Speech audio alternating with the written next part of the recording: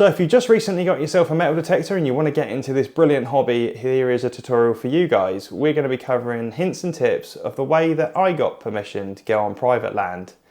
Let's check this out. Today we're going to be covering quite a big subject when it comes to metal detecting. That is getting permission to go on private land. It's quite a tricky subject, I think. It's difficult if you're just starting out as well, because you haven't got the confidence and the knowledge that a landowner would potentially look for if you're trying to get them to give you permission. First thing they're going to go for is how confident are you. You're just going to knock on a random door and then, you're both strangers in the end of the day. You're not going to know each other, and they're going to want to know that you're trustable and that you're not just going to take all their fines and all their stuff out of their field and their fines and your treasures. You could find anything in that field. And as long as you're honest with them, they will be more trusting. The more trust that you can give to them, the more trust they will have in you. And then you've got more potential for more permissions. So it can be quite a knock-on effect. So what we're going to go over, we're going to go over the way that I found getting permission in my experience. Quite a lot of landowners are quite wary because in the end of the day, you're a stranger and you're walking on their land and they may not want you on their land. And the tricky part is that then you have to then time it with the time of the year, with crop rotation and weather and things like that. So really the window for getting more permission, or a permission should I say, is going to be harvest time. Is generally the easiest time to get permission, I've found. If you go in the middle of the summer or middle of winter, when the crops are the fullest in the field or they've just seeded it, you're going to stand very little chance of getting anything on those lands, because they're not going to want you on there at all when there's crops on there. So really the best time to get permission is when the crops aren't in the fields and they've been harvested. This is generally around September, October, but it changes year to year. This year it was around September, October. It was quite early. And then as soon as they've cleared it, you haven't got much of a window before they go and seed it again.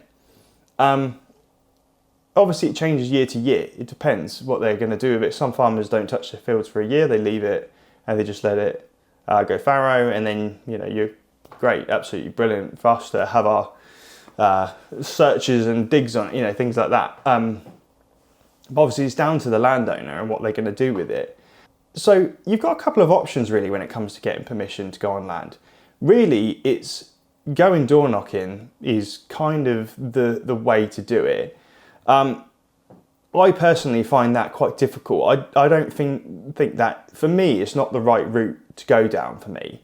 I wouldn't like the idea of being denied like the permission. It would be quite embarrassing, I think, as well. And it's also kind of quite rude, really, because you're knocking on a stranger's door, and for one, you may not even know if it's actually their land. So you have to kind of do a bit of knowledge, a bit of research, and have a bit of knowledge in whether that land is actually theirs or not. I mean, if not, you just get denied, and they're just gonna more or less laugh in your face about it. You've got nothing to lose in the end of the day. So if you want a real quick response and you're feeling quite confident, this could be the idea. This could be the right route for you. The next way is sending a letter. This is what I tend to do. I tend to send a letter out with details of myself on it and what I'm interested in doing on the land, i.e. metal detecting it.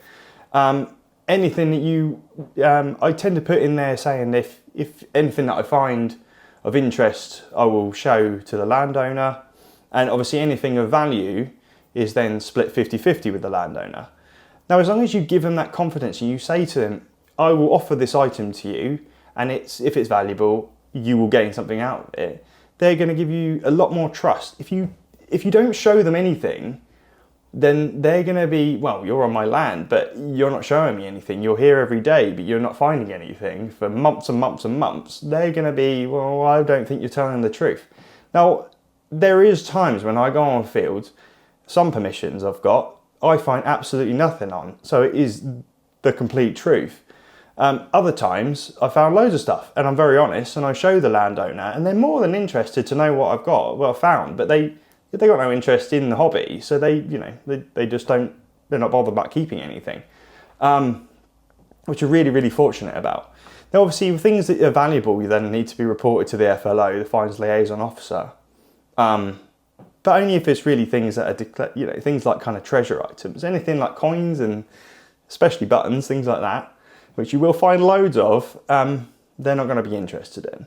But anything you think, especially gold and things like that, and treasure items, FLO would have to know, and yeah, let your landowners know.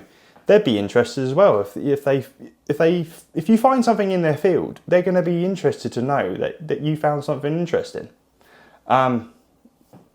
But it's always best to offer those items to the landowners. In the end of the day, it's their land. They're letting you on it, so really, those finds are theirs. It's not really ours to keep. But it's honesty. Honesty is a big thing. And as long as you're honest, you're going to get more chance and more permissions, and the happier your landowner is, the happier they will be for you to go on it.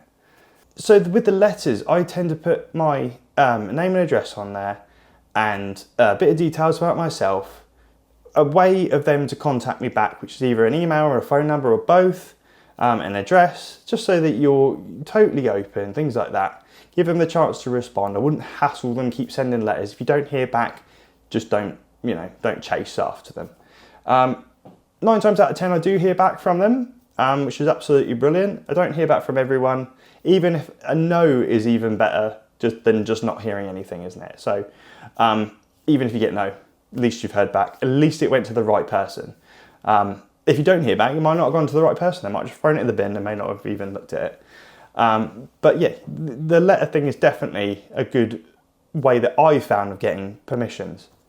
Now, the next way is to know somebody that knows somebody. I've had more luck getting permissions of somebody that I know that knows somebody else that has land. You'd be surprised actually how many people will actually have land of just like friends or family of somebody that knows somebody. I found quite a few of my permissions, or gained quite a few of my permissions by people that know each other. So I'll have a friend who knows another friend, and he owns a farm and things like that, and then they own a stable or whatever, and then they own loads of land, and so it kind of chains on to different people, which is absolutely brilliant. So if you're lucky enough, you can get those sorts of people, absolutely brilliant. But definitely ask around, because you'll be surprised who knows who.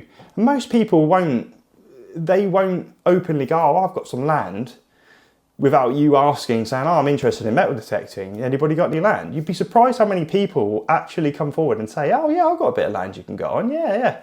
And they'll be more than willing to let you go on it, especially if the best thing about this is that if you're a friend with somebody that knows somebody with land, you've got this trust connection already.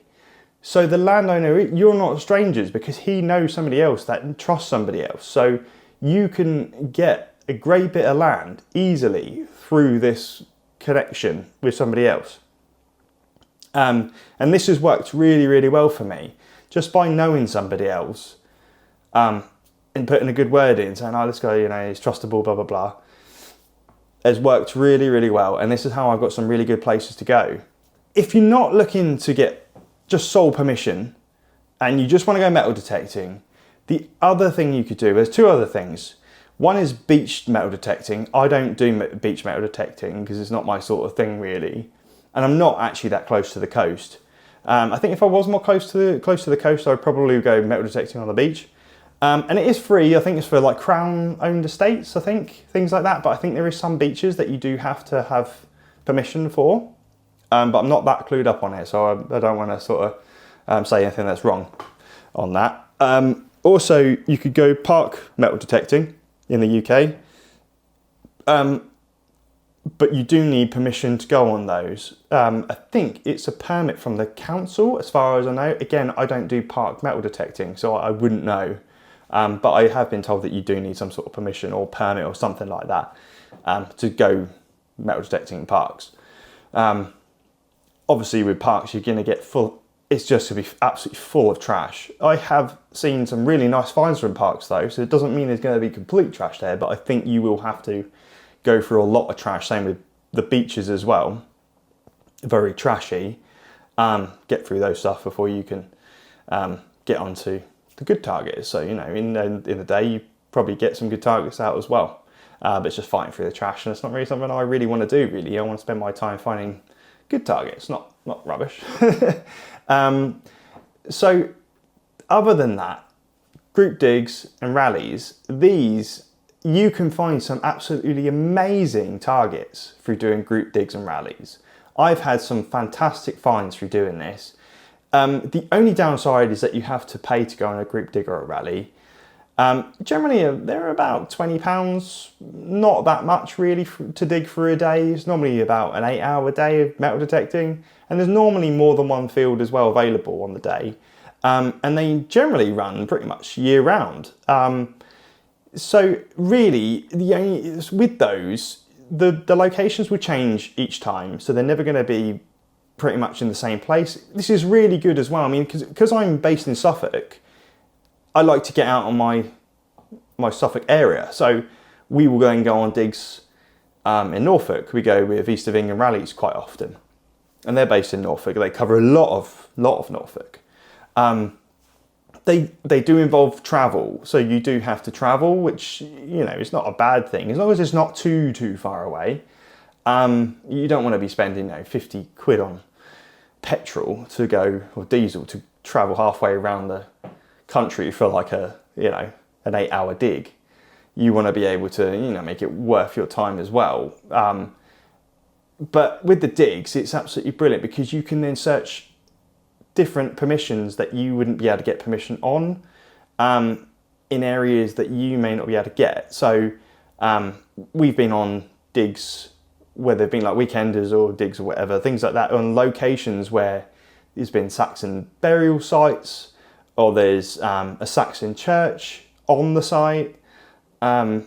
These are these are like, you know, some places have been estates, you know, really wealthy estates. There's places where we would never be able to get permission. I would never be able to get permission myself to go on those.